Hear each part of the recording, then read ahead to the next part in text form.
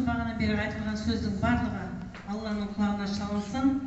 Бүгін біздің құрметті қонақтар келіп отырған біздің Гүлсім Пермебайқызының биыл қалған 1-ші сыныбының оқушысы, былтырғы шығарған 5-ші сыныбының оқушысы, оның алдындағы 9-ші сынып оқушыларының жаңағы қандай белестерге, қандай жолдарға жеткен, бір сыныптың ішінен қаншама оқушының сондай биікке шығуға жеткенін көрдіңіздер, соның куәсі болдыңыздар. Енді арқада артық әңгіме айтудың қажеті жоқ шығар деп ойлаймын. Деніңіз сау болсын, отбасыңызға бақыт, береке, жұмысыңызға табыс.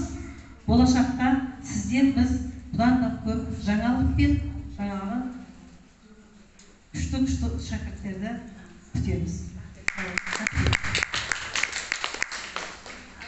Құрметті әріптестер, ұстаздар, бүгін біздің мектебімізге келіп, біздің керемет шарамыздың куәсі болғансыздар. Рахмет уақыттарыңызды бөліп келгендеріңізге. Ал Гүлсім Пермебайқызы шығармашылық